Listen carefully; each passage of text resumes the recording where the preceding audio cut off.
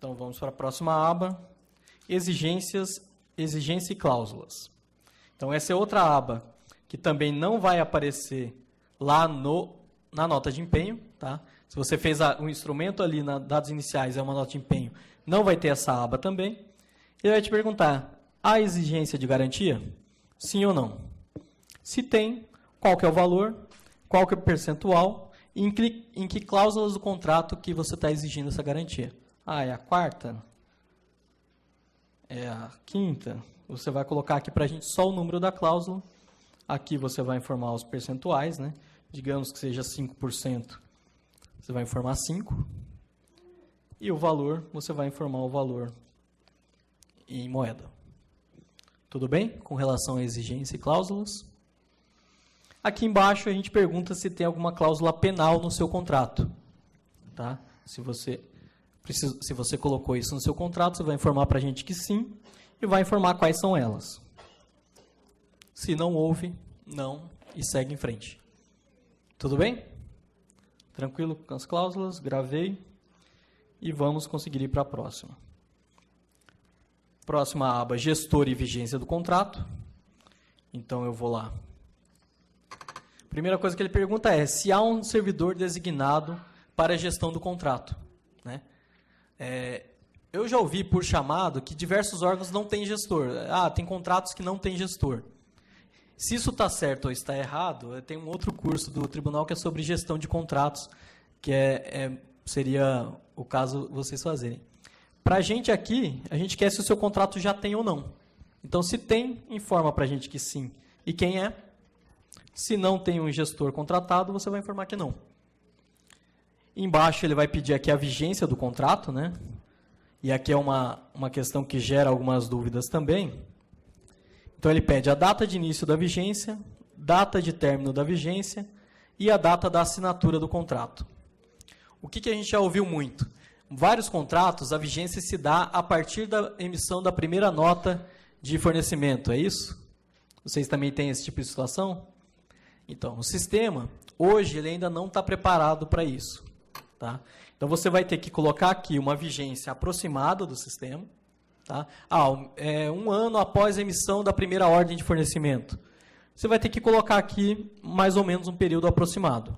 Tá? Essa é outra melhoria que a gente está fazendo. Isso já foi solicitado para o fornecedor. Vai ter um campo aqui para você informar a partir da primeira ordem de fornecimento, o início da vigência, e o término 1 ano depois, 18 meses depois, em período de tempo. Tudo bem? Sim, a colega tem uma questão. Se eu tenho 2 gestores no mesmo contrato, como que eu informo aí? Aqui ele só vai aceitar um. Coloca um deles. Isso. Não tem nenhuma regra, nenhum... Não, é possível que a gente coloque uma lista disso aqui, uma vez que não é a primeira vez que aparece essa questão de haver mais de um gestor para o contrato. Existem 3 figuras aqui com as quais nós vamos precisar lidar. Uma é o gestor, a outra é o responsável pelo contrato e a outra é o fiscal. Né? O fiscal e o gestor, eles desempenham... eles atuam os dois no contrato, só que o fiscal ele está olhando o que está sendo feito no contrato, enquanto que o gestor está olhando toda a parte de bastidor do contrato, ou seja, os pagamentos foram realizados para o contrato, houve algum problema de pagamento, houve algum problema de nota fiscal, a nota fiscal emitida está cancelando uma parte ou ela veio só parcial. Então, toda essa parte de gestão de bastidor do contrato, quem faz é o gestor. E isso daí, fazendo algumas pesquisas na internet, existem autores que entendem nessa linha. E quem é o fiscal? O fiscal é o cara de frente que está olhando aquilo que está sendo feito.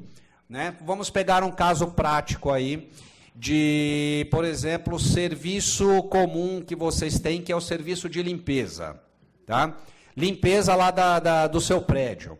Quem é o fiscal? Fiscal é aquele cidadão que vai verificar se o prédio foi limpo. Vai olhar se todos os andares, né? Se a pessoa responsável pela faxina passou com a vassoura, se a pessoa responsável por passar o pano, passou o pano, se o banheiro foi limpo do jeito que deve ser limpo, e assim sucessivamente. Esse é o fiscal do contrato. Quem é o gestor do contrato? É aquele que está lá na administração e vai verificar. A nota fiscal número X foi paga? Foi ou não foi? O fornecedor está reclamando que a nota Y, que ele encaminhou há 3 meses, não foi paga ainda. Mas o que aconteceu com a nota? Então, toda essa parte de bastidor administrativo, quem faz é o gestor do contrato. E enquanto que a parte de frente, a parte que está em contato direto com a execução, quem faz é o fiscal. E o responsável, onde ele entra nessa brincadeira? Ele entra lá no final do contrato, quando ele coloca a assinatura dele. É ali que ele entra. Falando diretamente o português curto e grosso, é essa a situação. O responsável pelo contrato normalmente é aquele que assina, é aquele que se responsabiliza por todo o contrato. O gestor olha o bastidor e o fiscal olha a linha de frente. Acredito que desse jeito fica mais fácil para entender, certo? Nesse caso, a gente segrega até gestores. Por exemplo, um serviço de limpeza.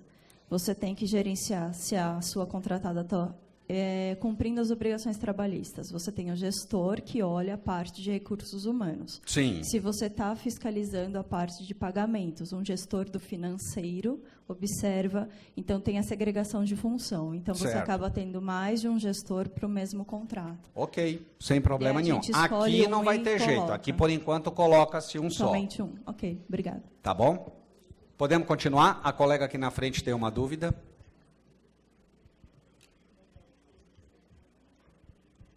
Obrigada. Outra situação, que seriam 2 gestores, é do caso que você comentou, do contrato, ser o mesmo fornecedor, ter o mesmo contrato para 2 objetos, que daí são pessoas de áreas distintas. Sim, é perfeitamente possível. Outra questão que a gente se depara, às vezes, é a necessidade de trocar o gestor, ou porque ele saiu da empresa. E aí, nem abrindo chamado, então... Não, aqui você não tem essa oportunidade de fazer essa atualização no futuro. Isso daí vai ser feito com a equipe de fiscalização que vai efetivamente acompanhar a execução contratual. Aqui, nesse primeiro momento, o tribunal recebe esses dados e avalia esses dados preliminarmente. Mas essas atualizações futuras de movimentação, isso não é recebido no sistema. Deixa ele lá, não tem problema. Exatamente. Tá.